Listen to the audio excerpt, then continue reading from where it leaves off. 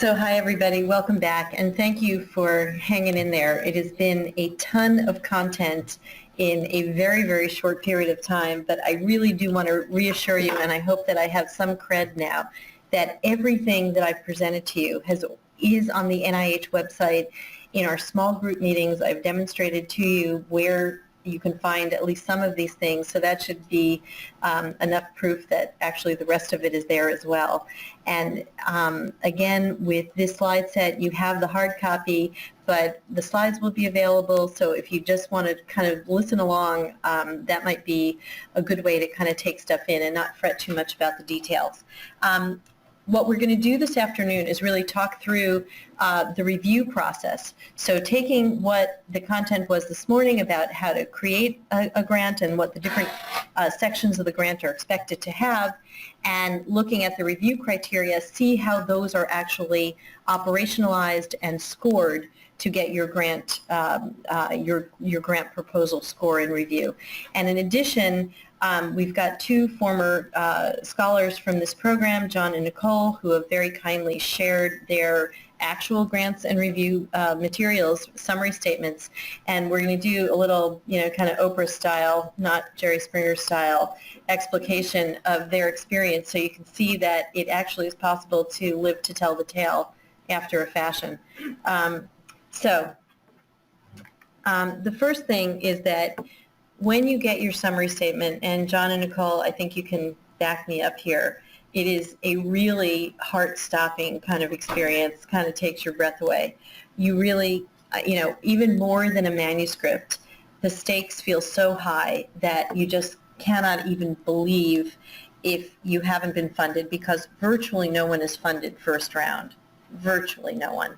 So the rule of thumb is that you can expect that you're going to be able to submit at least once more with the reviews in hand with which you have revised the grant to meet the reviewer's concerns. But this is where you absolutely, positively have to consult with your PI. You have to consult with your mentors. I would definitely call my mother, but that's just me, and the program officer, who is the essential person who can explicate a lot of the material that you find in the summary statement, which is the written document that describes what has gone on in the room and the reviewer's specific comments relating to your grant proposal.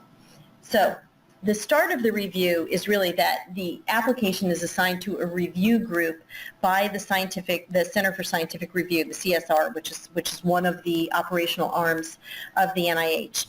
And they are the ones who organize peer review groups and study sections that evaluate about 70% of the grants that come in. Some are standing study sections that have particular review criteria, but in the main, what you are going to be dealing with is a group that has been convened. This is a volunteer effort.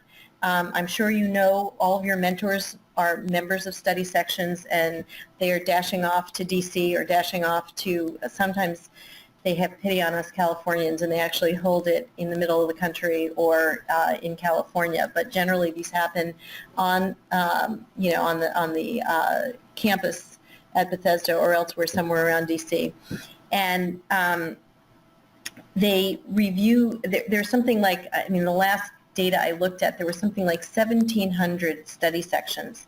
So your application is assigned to the review team, and what happens basically is that the review process is run by the scientific referral officers who are assigned to that study section, and they organize everything and decide which members of the study section are going to be assigned to be the specific lead reviewers for your application.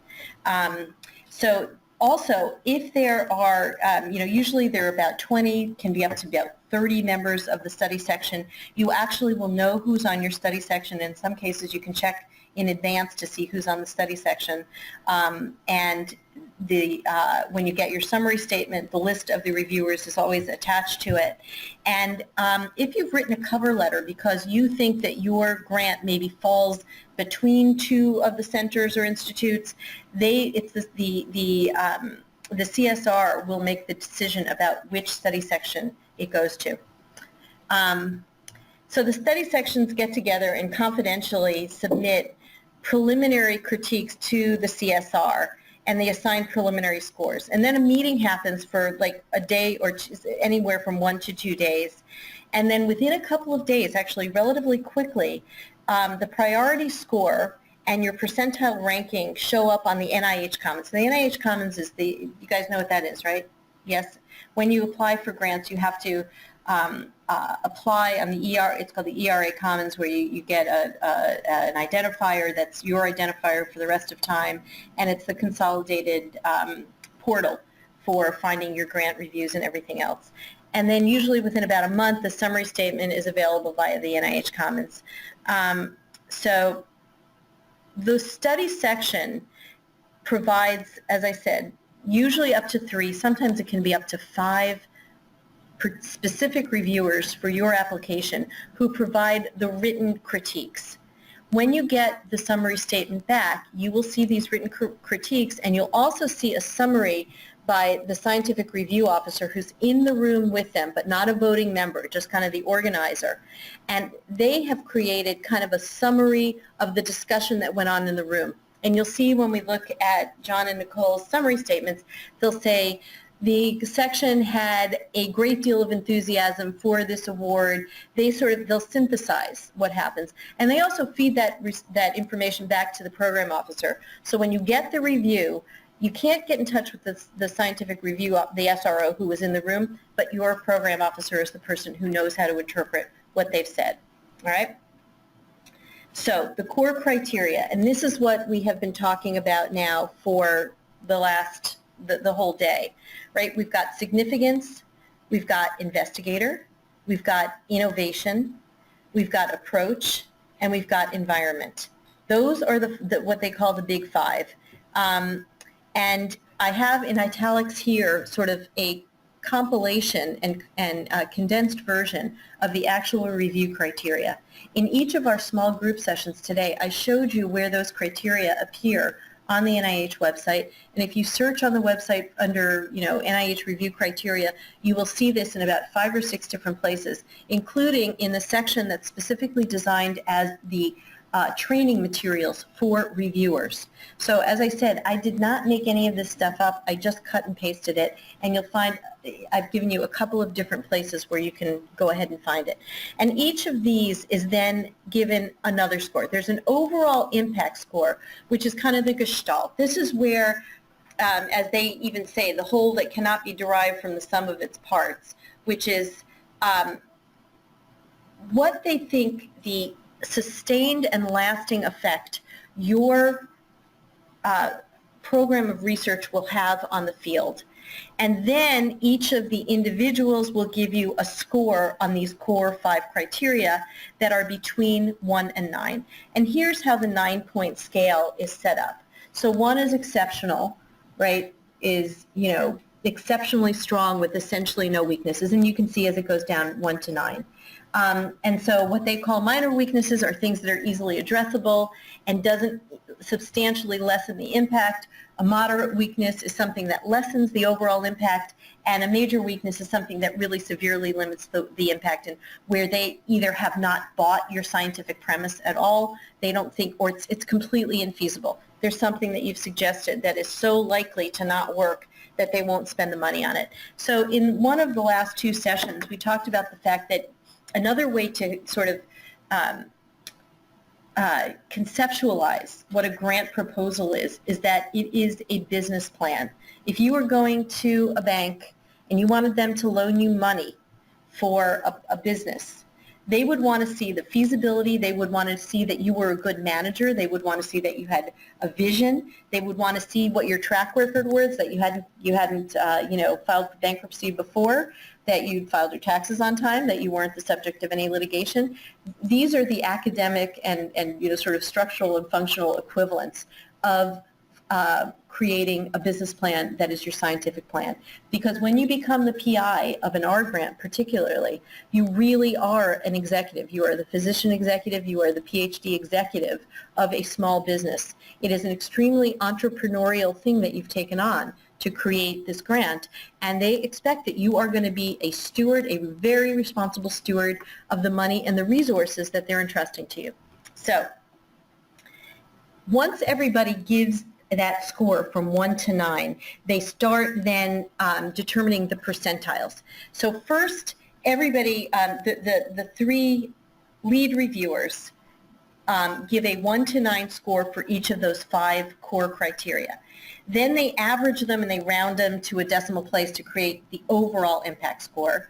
Then they match the application's overall impact score against a table of relative rankings for all of the applications that have been assigned to the study section in the last 3 review cycles. Now this changes a little bit. Sometimes it's less or more, but basically you are being ranked on an average across the last 3 study sections, and then they calculate the percentiles using a formula. So they convert the overall impact score into this percentile, which is roughly a percentage of the applications that receive a better overall impact score during 1 year. And the percentiles range from 1 to 99, and the rounding up, they always round up. So I would like to, now that you sort of have a little bit, again, of the gestalt of what happens, show you this mock study section that actually does a very good job of describing really how quickly your science is going to be discussed. So we talked about the fact that you've got your 3 reviewers who are assigned to give you the scores on the core criteria. People are reading these things on planes. People are reading these things on the Acela on the way down to DC. You have to be able to capture their imagination in about 11 minutes. I mean, really not much more than that. And for the group in the room, so the other 25 or 30 people in the room, they are reading along as the reviewer is standing up there or sitting around the table and describing it. So let's take a look here and watch the video of how this gets done. 70% of the major discovery and Nobel Prizes in medicine and physiology scientists in the United States. Most are funded by the National Institutes of Health. Most applications of funding are reviewed through the Center for Scientific Review at NIH. Our mission statement is really to do a total review. Total means timely and fair, and means without influence, so that NIH can find the best applications and the best research. Each year, CSR recruits over 20,000 independent experts from the scientific community to review more than 80,000 NIH applications. But for some, the application process may be intimidating. Lots of people are at different stages when they submit their first grant applications, but the first time is still always your first time and you're nervous. You don't really know what to expect from this process. Understanding our peer review process is essential to writing a successful application. This video will walk you through 2 fictional but realistic applications to help you better navigate the peer review process. You see how thorough it is, and how the decisions based on scholarly merit and science and innovation, and that is what makes peer review second to none in this country.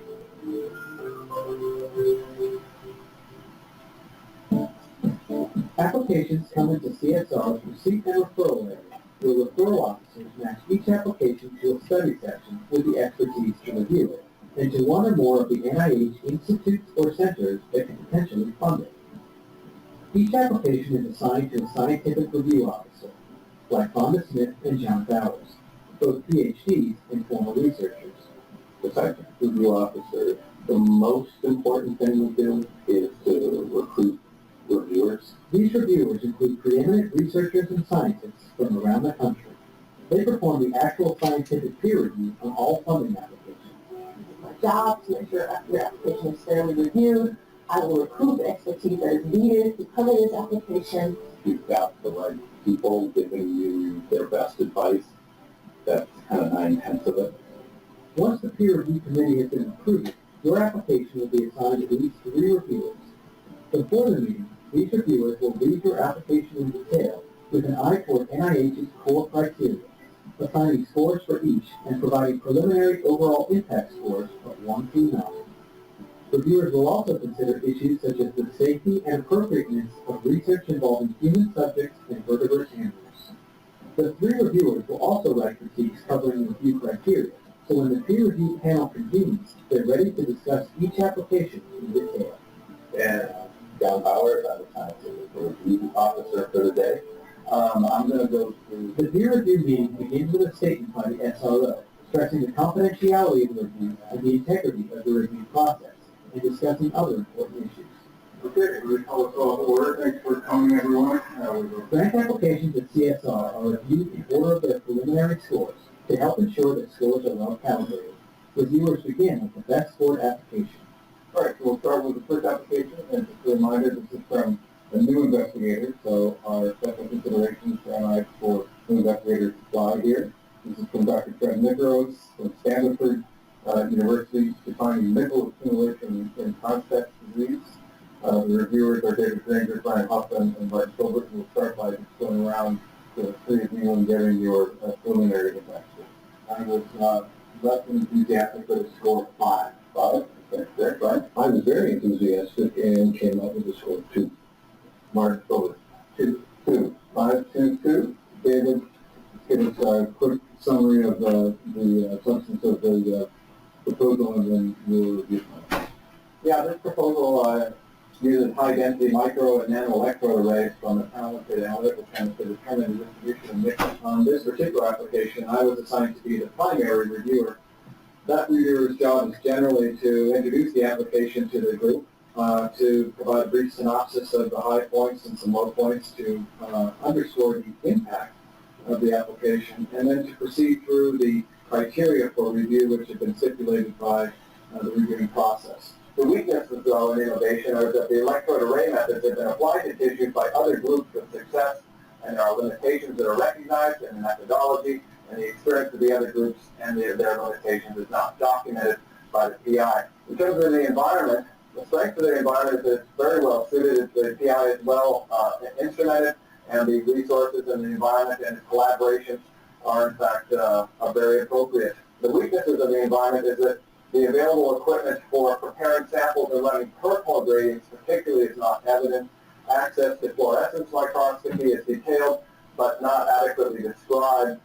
I found that the overall impact strength was in defining and the intracellular distribution of the accumulated nickel in conditions of nickel overload and in the direct approach to the successful elucidation of these towards nuke therapy. So overall, a balanced enthusiasm with the new investigator I found very nice for this particular PI, but I found numerous technical concerns. Thanks, David. So, Brian, we can move to any of your views that are complementary or contrasting. I think I probably underweighted some of the flaws, didn't pick up on them or didn't weight them properly because I was so really enamored with these strengths. And I appreciate the reservations, but I come from a different direction because I was so taken with the methodology. After my review, then the secondary reviewer, Dr. Hoffman, tempered some of the negative points that I had brought up and proposed an alternative view and proposed some other strengths which I didn't see in the initial read and the initial review. Dr. Huffman raised the point of broad significance of this work. So I think really began to turn the minds of the committee. I agree with Brian's assessment. This is a highly innovative proposal from a junior investigator. It uses novel technologies that I think are going to provide great answers. Moreover, I think the innovation is heightened by the fact that virtually nothing is really not concepts. Great, thank you. So let's move into a general section, and here we're really looking for your comments on aspects of the application that you think will really drive our consideration of the score. Yeah? Yeah, I had a question just because it is a new investigator, it's a complex system, and a as yet relatively uncharacterized disease. What do you think the new investigator's skills in terms of troubleshooting or at least having access to collaborators that may help in that respect? You're right, it's a new investigator, but nonetheless, in this application, he surrounded himself with general competence to, I think, allay my qualms with any confidence in his ability to go to his collaborative team and to adjust his bandwidth within his expertise and go to collaborators where it's appropriate. What he hasn't brought to the table in his electrochemistry, I think he'll gain and gather from his collaborators, and so it makes a good team and a good go back to the first reviewers and see how you now consider your scores in view of the comments on the table when they can discussion there. So I think I'm a bit too harsh with my 5, and I would be willing to reduce my score and increase my enthusiasm based on what I've heard from my collaborators and my friends here at the table. I guess I'll go to a 3. Okay, so thank you. And Brian? I'm a little less enthusiastic about the methodology, but the framework in which it's embedded, the experimental framework that David's pointed out, weaknesses of, I mean, I have to come up a little bit, and I'll meet in it. So, thanks, Brian. So 2 3s, and Mark? Yeah, I'm really sold on the innovation here and on the promise. So I'm going to say it at 2, especially since our comments are going to be communicated to this investigation. Okay, so thank you. So strong enthusiasm for a new investigator, some reservations about the methodology and how well it will apply to the disease model. So 2, 3, and 3. Perfect. Okay, so let's report our final scores. At the end of each review, the rest of the panel confidentially scores the application.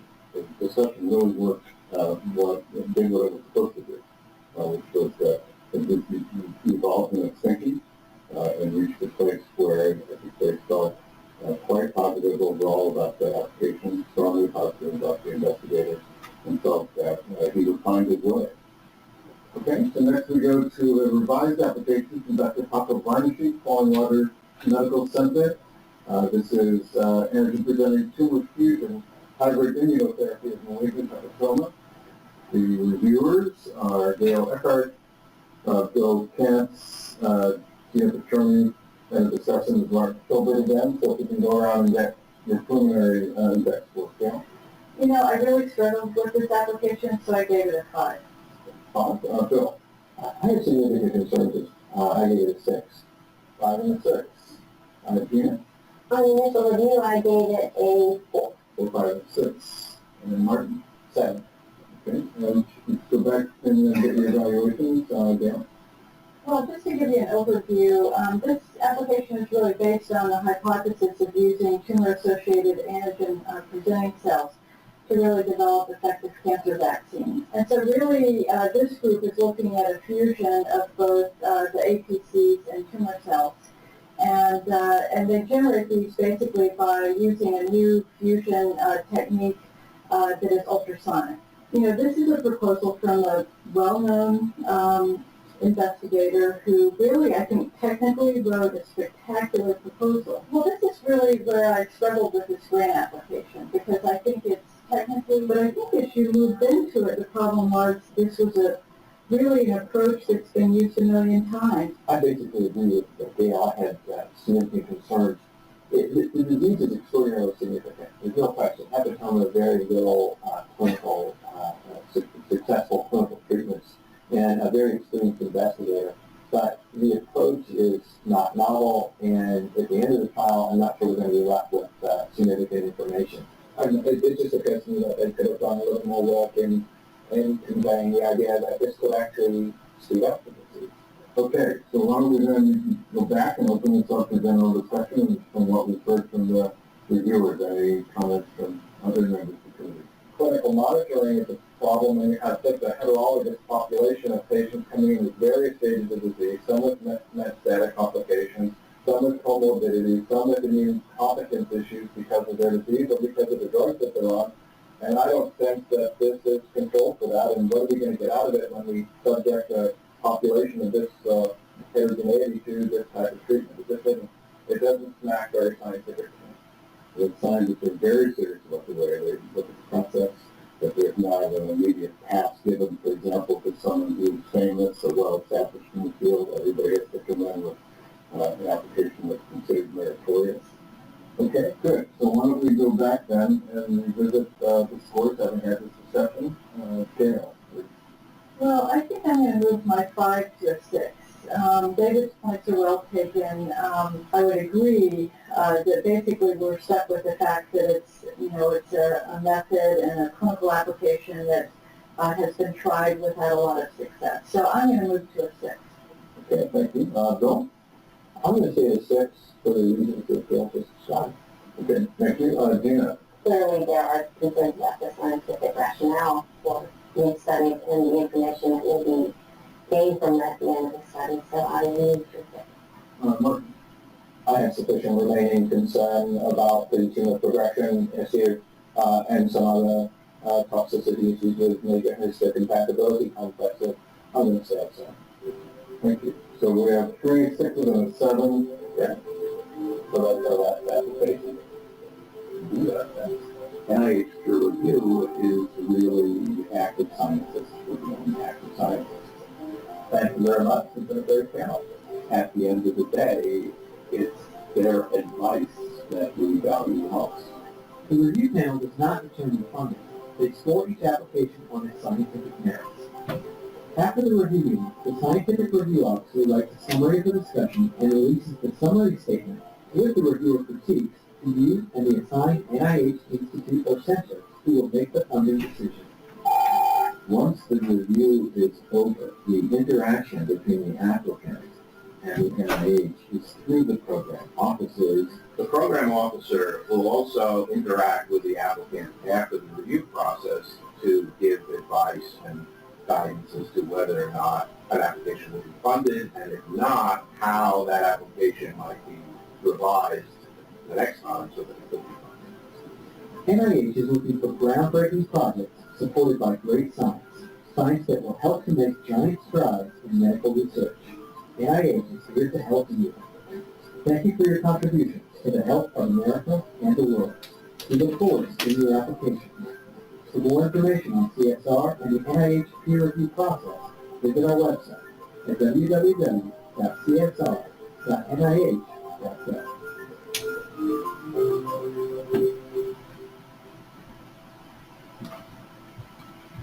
So there you have it in a nutshell.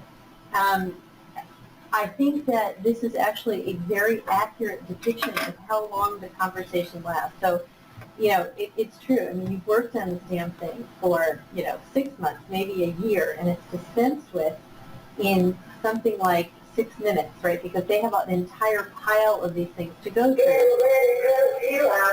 No, just The last thing I want to introduce our new social media manager, Lily.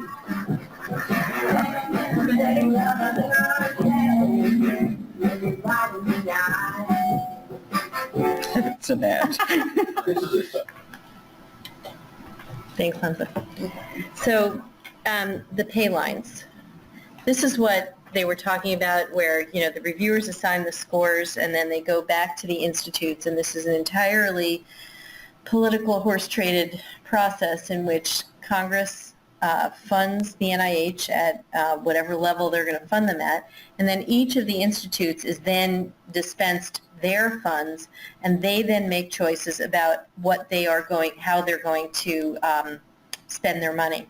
So this is NIAID for 2017. So for R01's non-new PI, so without getting that extra bump of a couple of points, of percentage points that you get as a new investigator or an early stage investigator, they set the pay line at the 10th percentile, which was down 3 points from last year. New PIs were at 14%, so you got a 4% bump, but that was also down 3 from time before. For R03s, the overall impact and priority score was set at 26, which was down from 30 of the year before. R21s that we were looking at in a couple of the small group sessions were 26, down 4. And it's not a wonderful scene. So when we finally had a budget passed, which was about 3 weeks ago, the NIH published by institute or center, starting always with the big kahuna, which is NCI, the National Cancer Institute, always gets the most money. You can see what was enacted. This is working. What was enacted in 2016, what the Senate and the House then, sort of horse traded about, what the increase was versus 2016. The overall number is a big number, right? It's 3.9, but 3.1 or 3.3 billion, something like 33 billion. But it's what was it? No, 32 was the number that they ended up with. I kept looking at them. I was like obsessively refreshing my screen for a couple of weeks there. So it's a big number, but it's not as big a number as we need, and it represents only it represents a 6.3% increase over the year before, 6.23, I guess. But that's essentially flat because that's what it was the year before, and even though inflation is not horrible, we're not gaining ground.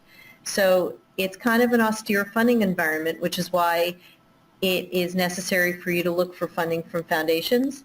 It's necessary for you to make relationships with philanthropists who might be interested in your piece of the action. There are a lot of different places that you can supplement your NIH funding, but learning to write a proper NIH grant really is the gold standard and will serve you in very good stead for the rest of the kinds of applications that you might write.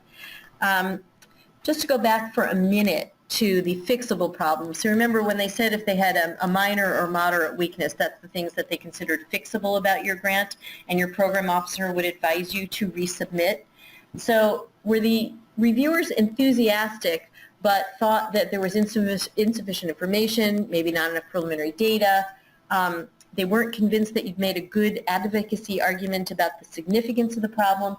Now it might be that you haven't articulated the scientific premise with sufficient robustness. Did they not understand your proposal because of the way you wrote it or the way you structured, or was it not feasible? You just didn't have enough staff or enough personnel to actually do what you say you're going to do. All of those are considered fixable problems. The things that are too hard to fix, a low-impact research topic. They are just not convinced that this is an area that should be funded. Now, this is a problem, in my view, that really should not ever happen because I've already encouraged all of you with whom I've spoken individually and in our small groups to talk to your program officer. You write them an email in which you have your proposed specific aims kind of very briefly lined out, and you ask if you can have half an hour of their time to talk through your aims and figure out whether it fits with their portfolio and that center or institute's mission. If you have done that and they've given you the thumbs down and you still want to submit, that first bullet point is not going to be your friend. Maybe the hypothesis is not sound, not supported by the data, so that's where your scientific premise really is going to carry the day, or that you have not proposed methods that were suitable to test the hypothesis, and that comes from not activating your feed forward. Keith Yamamoto, who is the head of this thing, who's our vice chair, executive vice dean of research, et cetera, et cetera. I don't know what, he's got some 8,000 titles to his name.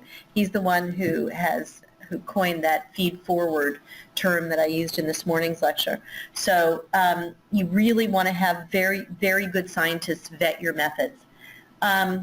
So reconsult, this is where you want to check your inter-reviewer rater reliability. You have to make a decision about resubmitting. And generally, the advice is to resubmit in the very next cycle because the same study section may be there, and they will be able to, re-review what you have, what you've done. So the question of resubmitting or not. So if you were actually scored, you review your summary statement and contact the program officer. Again, not the scientific review officer. So you're allowed to actually resubmit twice. They allow new investigators to resubmit what's called an A1, so that's exactly the same application for consecutive review cycles. It's quicker feedback, and it possibly minimizes delays in the progression of your funding, so you won't have a gap of a 6-month period where you have no funding. You can submit again as an entirely new application, so they call that an A0. After an unsuccessful A1. So instead of resubmitting the same application, trying to revise again with the summary statement, you basically have an opportunity to resubmit as a completely new application. That's if you were scored. Now another thing can happen. You can get scored but not discussed or triaged. So if you were either not scored or not discussed, there is a very, very low percentage of actually success if you resubmit. So you can either, switch entirely to another project, or you can switch to another grant mechanism. Because if you applied for an R01 before, but maybe you look at it again and you think, well, this is really more exploratory. Maybe I want to try this as an R23 mechanism. An R21 mechanism. That's a way to get around your score. Or you can respond to a different RFA. If this was an investigator-instigated, initiated application, not in response to a specific request for applications, you can try it, the other way around. You can try it in response to a particular application. So we're going to talk with John and Nicole now about their pink sheets specifically, their summary statements. But this is basically what that initial discussion section that your scientific review officer writes, the guy who was sitting in the room, who, David, whatever his name was, he will accurately reflect and consolidate the overall reviews from the room about, there was moderate enthusiasm for this otherwise well thought out and well written application. That's sort of your bottom line there. And that's how you then sort of review what the specific applications were. So I think what we should do now, maybe John, we'll start with you. And if you come on up and let's see if we turn on these lights. Thank you.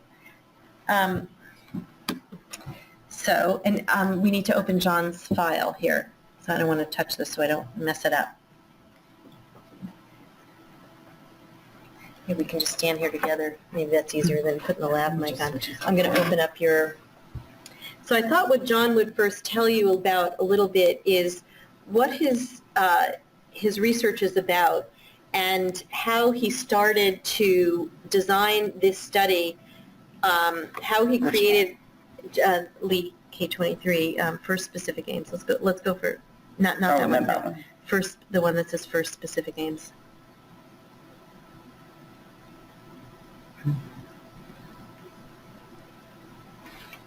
Okay. So let's drive down to the aims themselves.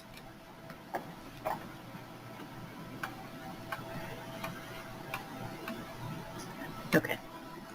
So why don't you tell the folks who you are, what you do here, and your history with the program, and explain a little bit about the history of this grant.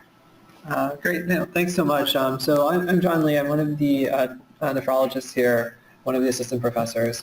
I trained here for residency and fellowship, and during my fellowship, actually, I got one of the KL2 awards. And so this is actually, this actually funded kind of the pilot study for this actual application. But since then, and my work actually, so the work we're working on is actually looking at the gut microbiota. So looking at using some of the next generation sequencing techniques, like 16S RNA. But what we're doing is a very translational, it's a translational study looking at the gut microbiota serially in kidney transplant recipients, and kind of seeing the changes and how the changes may relate to complications like rejection and infectious complications. So that's kind of the background. And in terms of, so basically what we found, which is really nice, the KL2 is really nice actually, and I did this whole program, I think, and she was my teacher, but I think 4 or 5 years ago from all this, but I think this is actually really useful. And what I think is that you don't understand at the time, and there's so much information, and but later on you start thinking back to some of the things you might have learned and realize, oh, some of these kind of tricks that Amy's teaching and some of the other classes that will actually be useful for you. And so what happened with this? So let's turn to these specific aims and talk about what happened with this preliminary application. Yes, yeah. So I'll just let's see. Is there a mouse? The mouse doesn't work. Here. You have to use this. What I do want to show you, I think, is that before you apply, you do have to have some preliminary data, and so publication's usually good. I think I only had one publication at the time on this subject, so I think that's enough. I think. I mean, I don't think the impact factor of transplantation this was published in Transplantation is about 3.5, but so it doesn't have to be a high journal, but I think they want to see that you can actually do some of the work. And so what we did was we studied the gut microbiota, and we found relationships between the gut microbiota and rejection and the gut microbiota and actually tacrolimus, which is an immunosuppressive medication, and actually the gut microbiome may be related to its dosing. And so when we found that those are actually kind of the aims. One aim, as you see here, is characterize the changes in the gut microbiome following kidney transplantation. And aim 2 is to investigate the relationship between the gut microbiome and acute rejection. And aim 3 is to investigate the gut microbiome and tacrolimus dosing requirements. And what we propose is looking serially after, look at recruiting about 160 patients, looking at their serial fecal specimens, looking at the different aims specified. I think importantly, you want to do something more too in the K23. So this was the pilot study is kind of what we did, and so doing a larger study, but they also want to see you learning new techniques. I propose to actually look at not only just 16S RNA sequencing, but you can do something called shotgun metagenomic sequencing, which you can understand the bacterial genes, actually, and also now recently the antibiotic resistance profiles. But also, we also propose metabolomics, which is another kind of technique where you can actually study kind of different metabolites, but untargeted, so you're not a priori knowing. And so this application, I sent some form. There was some form of these aims to what Amy said to the program officer at the NIDDK, and she looked at them and said, it's fine. You'll see why I talked about that, which is another situation. You should do that actually. The problem with this grant though itself was that NIDDK, there are different sections, because there's a renal section, which I thought I was going to go to. There's a gastroenterology section, which is where I eventually went to. So I think when I wrote the grant, I thought, I think these renal nephrologists are going to pick it up. But there were no nephrologists in the room. They're all like gastroenterologists. And I realized, that you don't know where it's going to go, but your audience is important, because if you write it in such a way, it may actually, I realized I probably should have broadened it a little bit, but they still kind of went through it. So should we look at your summary? So let's go look at the summary statement, which is on, here we go. So this is the actual summary statement that John got, and here we'll look him. So the other thing is, like actually what Amy mentioned about the committees, the study section. And it is actually how it's run. I've actually been on the study section. I think what's interesting is that I think a lot of people don't know, in a study section, don't know exactly the science. And there's like 5 minutes, and people are just flipping through the specific aims, trying to figure out, what are people trying to, what are they trying to study. So the discussion is really led by the 3 reviewers. And the 3 reviewers are, and here that was interesting because, sometimes you can get really lucky and the 3 reviewers kind of all agree, and there's like a small range, and you kind of get you could get funded on the first try.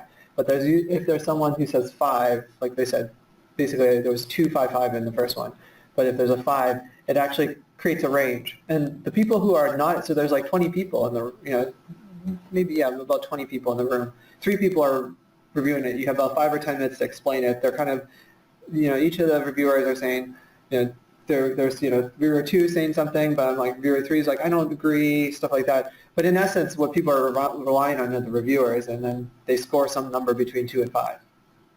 If you want to score outside of the range, you can. People specify, they say, I'm scoring outside of the range. I believe this is a 6, and you have to state a reason why. But most people will just score within the range. Right. So if you look at this resume and summary of discussion, that's the thing written by the SRO, and you can see they point out the strengths of the application, which is his mentor. No, this was a K award. So this is, a mentorship team, superb research and training environment, strong institutional report. Weaknesses were weaknesses in the research plan and an uncertainty that the candidate will be able to recruit enough patients to obtain significant results. So we talked about that, right? This is one of these things where maybe you can mediate that by saying, if I can't recruit enough people here, I'm going to NYU, I'm going to Columbia, I have, resources to do that. And then, then they said, overall, this application is rated excellent to very good. So what happened? Yeah, so no, obviously you read this over and over and you're like, why did I get this score? Actually, what's interesting, if you look at it, and I couldn't figure it out, but now understanding a little bit more, if you look a little bit more at the reviewers. So this is the critique, actually. Yeah. This is critique 1. You actually get scores like all those 5s. the 5 criteria. Oops. And there's like a So 1, here they are. So here's the big 5, right? 1, 1, 4, 1, 1. So it was, this person only thought the research plan was a problem. And then this one, this reviewer had 2, 1, 4, 1, 3. And then I was always trying to figure out, like, if you average these numbers, they don't come out to a score of 36. And in essence, what really it is that they look overall, but not each criteria is not it's not like an average of each criteria. It's just what the eventual impression is. Sort of the gestalt of the whole thing. And they don't show a preliminary score here, I guess. No, I guess. I don't know if they do now, but I'm not sure. But anyways, the preliminary score, they all kind of, so what happens is people review it, they submit a preliminary score, and that's what the number that they all kind of assign the three reviewers, and then they actually discuss, and that's where I'm sure what ended up happening is people realized the research plan wasn't up to speed, and so they decided, some people they decided that was probably more important, which is true, right?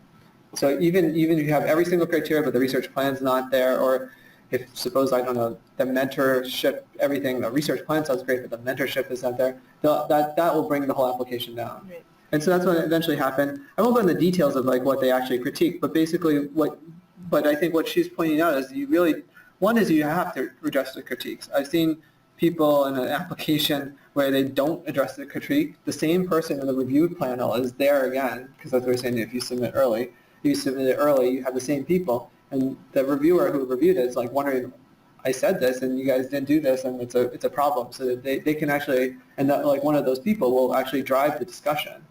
So let's take a look at your intro statement. So what's called the intro is actually your response to those written critiques, right? You get one page, and you only submit this intro if it's a resubmission, right? So this is your rebuttal page to the scores. So on this one page, you take this very stepwise approach where you thank everybody and you explain what's happened, and you tell them that you are, discussing. So you explain, because this is kind of an interesting situation. So basically, you read over your application, and you try to get, you try to put the best responses you can. It takes a while, trying to figure out, but you do want to try to respond to everything. I didn't have anything that was way off, I think, in terms of things, but I think some people do, and unfortunately. And I think sometimes it can be just personal, too. But, and usually I don't think that happens in a K application as much. But, so in the beginning, I'll just explain. So that's why it was really important that I submitted to the program officer, and I did, actually, but this was still a problem. But basically, my application went into review, didn't get funded. But when I talked to the program officer about resubmitting, because these comments were actually pretty good and they seemed decently easy to respond to, the program officer says, well, the research you're proposing actually doesn't belong in NIDDK. We tried to fight for it, actually, to go back into NIDDK, because she originally said it was fine, but I guess post-review, which creates a problem, right? Because the reviewers are fine. And so I thought I could address it. Now I have to resubmit the application, but I know it's not going to go to the same study section, the same people who reviewed it. So they're going to potentially review it as a new application, because none of the people have reviewed it. The other thing is NIAID is a more transplant focused.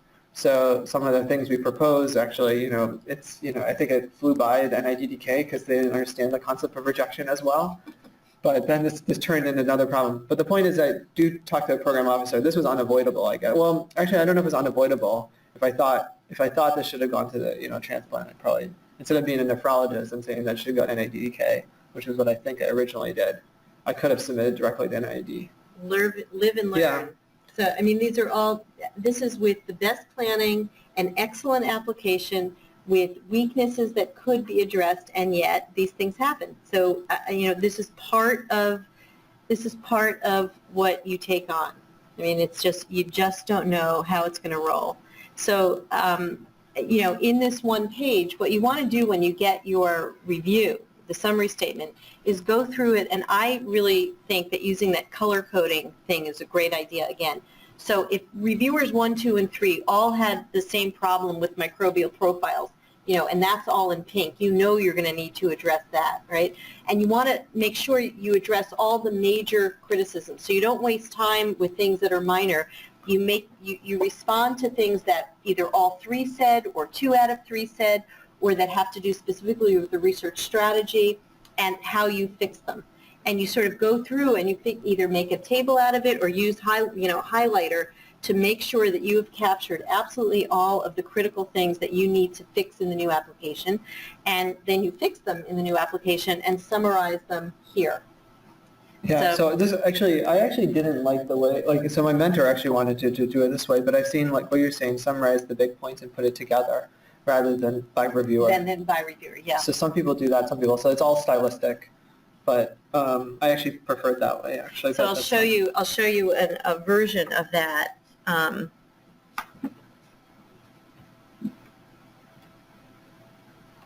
Oops.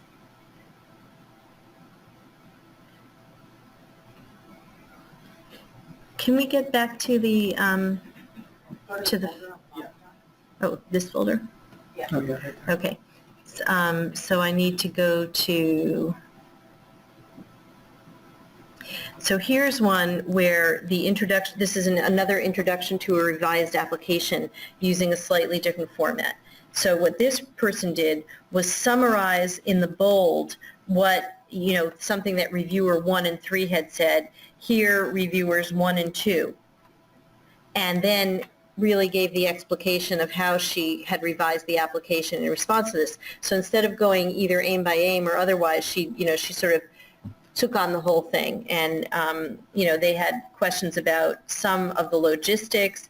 They had questions about, the funding status of the mentors and, a bunch of other stuff.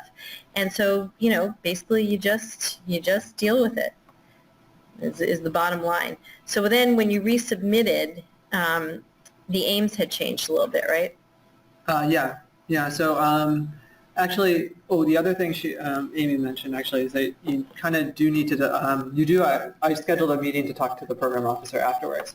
Now, the reason why is the program officer is in the room, and she can give you an idea of actually what they focused on in terms of, what they focused on as problems. Now, they have a list of problems, but it's, you read them, you try to address them. But they basically, they said this was very, something called a look-see grant, where you look and you see, and you don't actually, you're not are you testing the hypothesis, the original?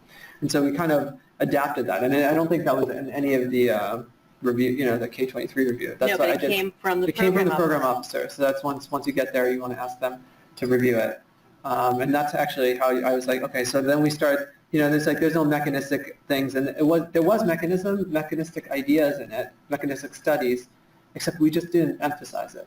So that was a problem, and so we kind of rechanged the aims to emphasize that we're really doing it, except that, instead of just having somewhere in the research plan, here you're going to kind of bring it up into the specific aims and try to focus on that. So it was actually really useful to talk to her. This was in the thought that I would actually reapply into the same pool, that, the same study section. But it turned out not. But still, I think, because it's a K award and, the people, they're not looking to try, most people in study sections, they're looking to try to help you. Yeah. They're not trying to say, oh, that's it, look, up. you spelled this wrong. Right. It's over. So just to give these guys a sense, and Nicole, we're going to ask you the same question.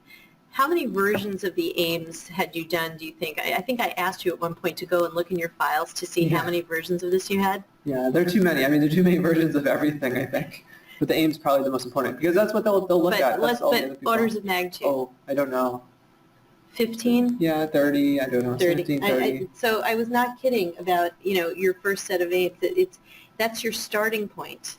Where you end, this takes that amount of time and thoughtfulness and feedback from your mentors and everything else. So it's not, we're trying to make the material and resources as accessible to you as we can, but there is no substitute for allotting the time and allocating the time to really drill down and think super thoughtfully and write and revise and write and revise. So, it's what it is. So I have not been whistling Dixie. Here's, your proof positive. John, thank you very, very much for sharing that with you. Nicole, if you can come into the spotlight here for a second, because you had a somewhat different experience, and That was a weird one. you are a weird one, but the good thing about she's a rare disease person. And for those of you who are studying rare disease, it's also both a cautionary and a happy tale about not giving up and understanding. So should we start just with your specific aims 2016? Sure, those I think are the new ones, yeah. Okay. So I am a pediatric hematologist. Hi. So my research is in myeloproliferative neoplasms in children, which are extremely rare diseases. They're rare diseases in adults, and they're like crazy rare in kids. So my stuff is a little strange. And so I'm also a weirdo in the sense that, so I am, I think, the exception to the rule that you mentioned. Like I went from not discussed to getting funded, which is very rare and bizarre and Really rare. like very unusual. Like I fully recognize and respect the weirdness of that. You embrace the weirdness. I embrace the weirdness though. It worked for me, so it's fine. So we don't know a lot about these diseases in kids, and there's really like no national expert in this. Nobody really knows what to do with these patients, and nobody knows where to send them. So when I was a fellow, the Peds Hem-Onc Fellowship here is combined between Sloan and Cornell. So I worked in a lab with a guy at Sloan who's like an adult MPN leukemia person. And so I had a lot of experience with MPNs compared to most pediatricians. And then I started working clinically here, and there was a guy who was really an expert in thrombocytopenia and had a few patients with thrombocytosis and didn't know what to do with them. He's like, well, you know about MPNs, you take them. And so I just sort of started collecting this group of rare disease patients. And it became really interesting, and we realized nobody knows what to do with them. And we don't know, are these the same diseases as they are in adults? Do they have the same genetic drivers that adults have? Do they have the same cytokine dysregulations and symptomatology profiles? Can we treat them the same? So there's really very little understanding. Like my favorite example of this is there's a kid I saw for a consult to enroll on my study, and she lives in California. They come to New York a lot, so she came.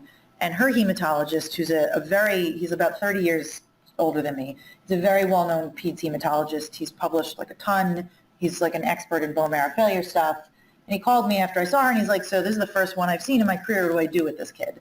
And I was like, okay, so that's really upsetting that this guy doesn't know what to do. So there's really like a niche here and a hole in like just a huge knowledge gap. So it's a good So let me just fill point in. out that yesterday when the med students and I had our talk about how you develop a research question, this is the paradigm of you see something clinically and it keeps you the hell up at night, right? And so this is what has driven her career at this point.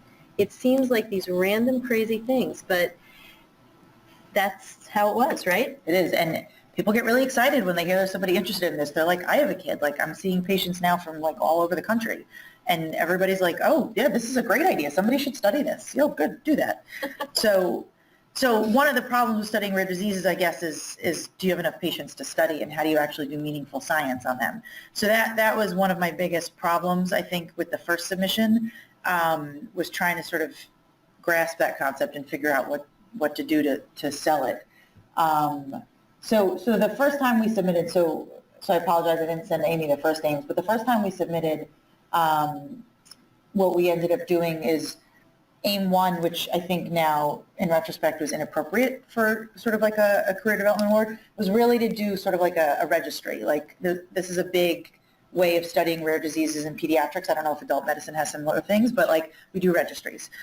So a registry is like a lifelong, like project of love where it's, hard to fund and hard to sustain, and that's not really something you want in a career development award. Like you want something where you can ask a question, try to answer the question, maybe get the answer you expect, maybe not, but you don't want like these big wastebasket things of like a registry project. So that was probably in retrospect not something I would have put into an AIM. So we sort of took that AIM out and sort of revised it, and we changed it into more of a symptom profile. And we're still going to, database these children, but that's not what the NIH is going to pay me to do, and that's not going to make me a better physician scientist, so they don't really want to know about that. They want to know about the other things that we're doing. So what my project is doing, so there's two sides. So it's a K23, so it's patient-oriented, so I'm seeing patients. And we're trying to, one, gather a real disease profile for these diseases. In adults, we know a lot about cytokine dysregulations and symptomatology. There's very clear symptom assessment tools that can help drive therapy decisions, that can help drive risk stratifications. We don't have any of that in kids. So one of the most important things I would say that I think I also underestimated, even though I thought my original career development section was strong and people told me it was good, like the huge focus of the K is your career development. Like the science is important. They're not going to pay for you to do crappy science. But one of the most important things is developing you as a physician scientist and developing your career. So making sure that you have the right tools to do that. So one of the things when I realized that I wanted to change some of the aims was to go out and find like an advisory panel of people who have specific skill sets. So there's a guy at the Mayo Clinic named Ruben Mesa, who's an adult hematologist, who is the world guru of symptomatology and symptom assessment in MPNs in adults. So he is now on my advisory panel to help me use his statisticians and use his expertise in how to build symptom assessment tools in kids. Because even though, you know, the actual questions will be different, the concepts are the same and the expertise is there. So finding the right people and they don't have to be at your institution. Like I have people here, I have people at Sloan, I have him, you know, across the country. Like you want to find people who can help develop that skill set, because that's one of the most important things to the NIH is that, you know, they're putting their faith in you to develop these skills. So they want you to have the right tools to do that. So I want to just also make a point about how Nicole set up her aims.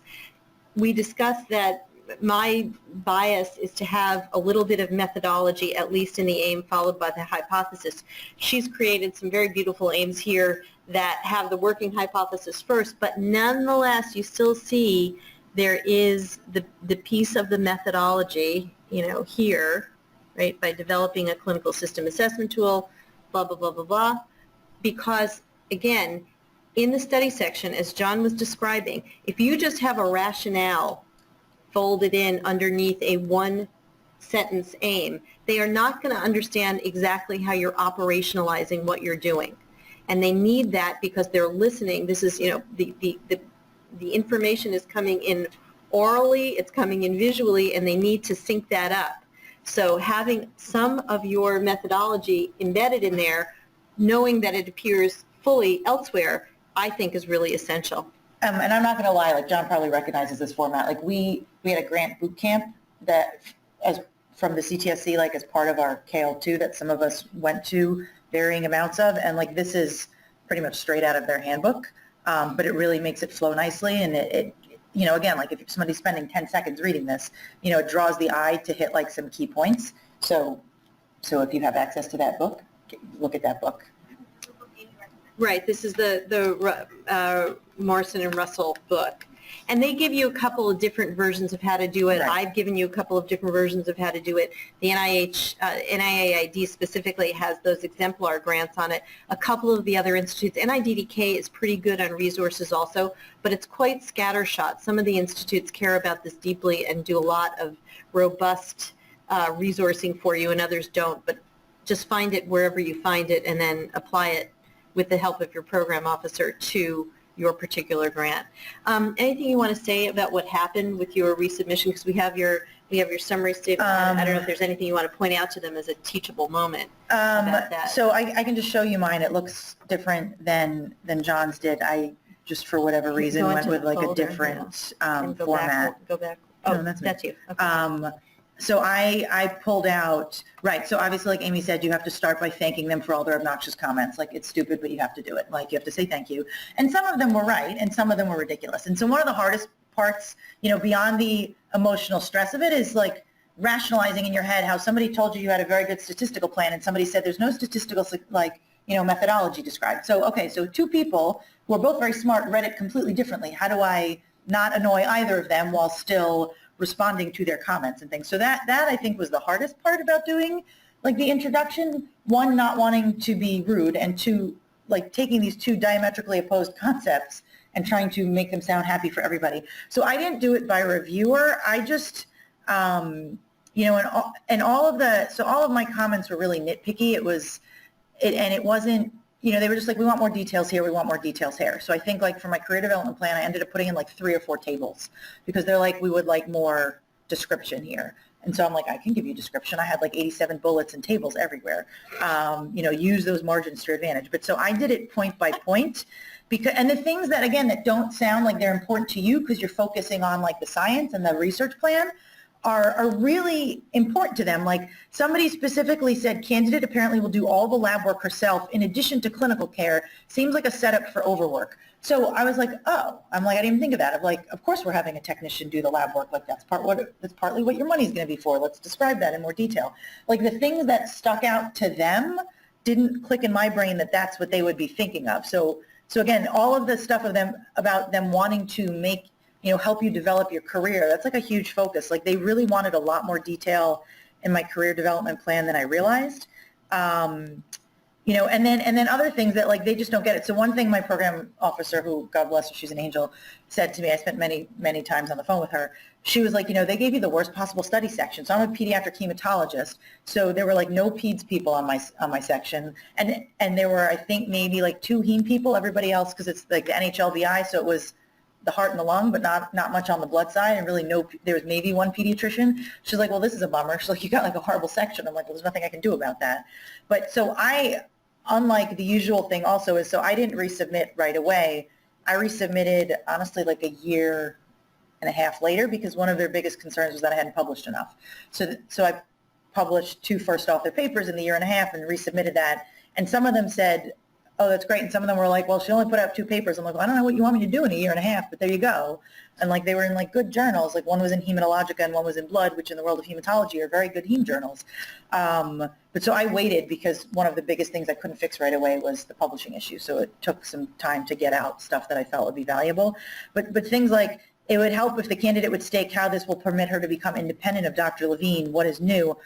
Dr. Levine is my mentor. He's an adult hematologist, like leukemia doctor. Like he's never going to see a child. Like this has nothing to do with what he does. Like yes, he studies MPNs too and has used this gene panel in adult patients, but it has nothing to do with the patients I'm studying. I promise I'm going to get off his Verizon plan. We're not going to have a family like plan that anymore. Concept also like blew my mind. I'm like, you understand, right? Like what he does has nothing to do with what I'm doing, except it's in his lab, and I don't think they got that. So really recognizing that because some of these people are not in your area, like trying to make it clear to them like why this is different, like that literally. And he laughed when I showed him that. And he's got a lot of K people that he mentors, and he's got a ton of NIH funding. He's like, well, that's bizarre. I'm like, yes, thank you. So just trying to figure out how to take these like comments that are so illogical to you, but then you realize, oh, the person reading this is like an adult pulmonologist who has no idea what I'm talking about and just heard gene panel that he's got in his lab, and they're like, oh, that's the same, isn't it? And like, no, it's totally different.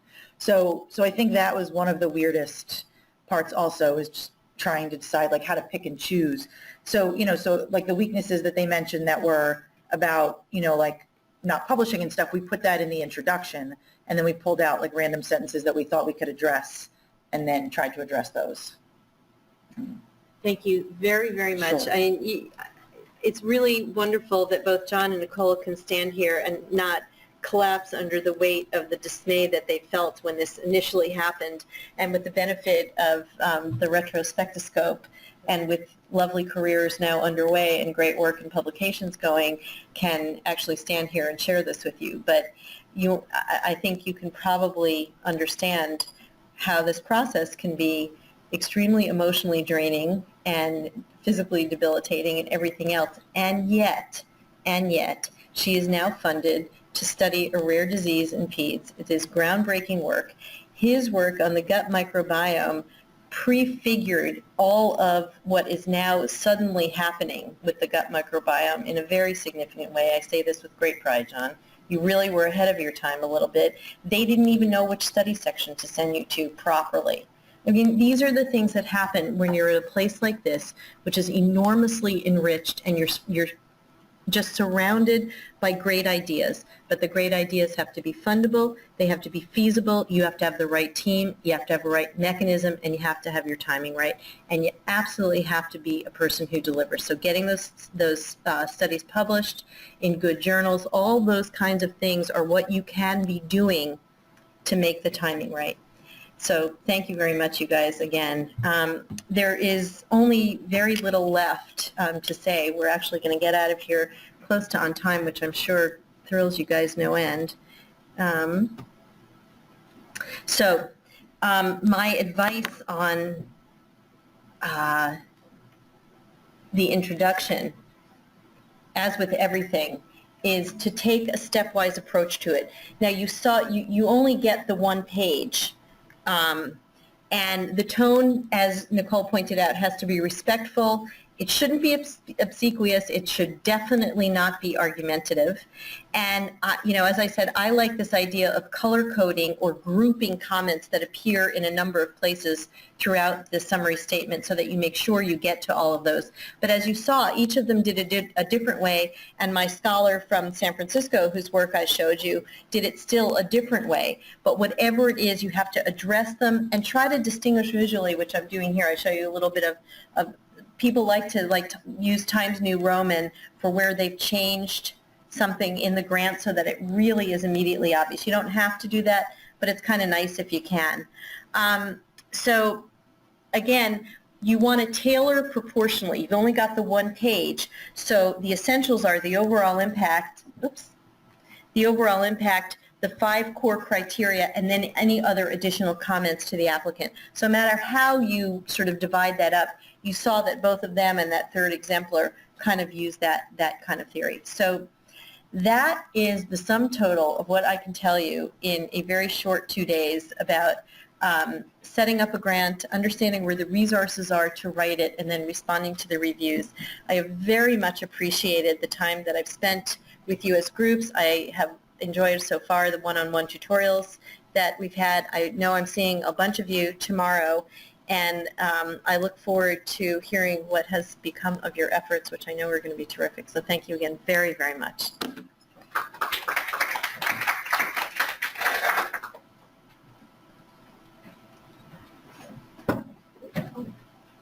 My phone.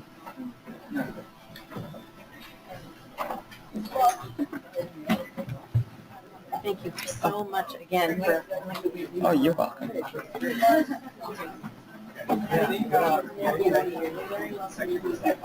Yeah.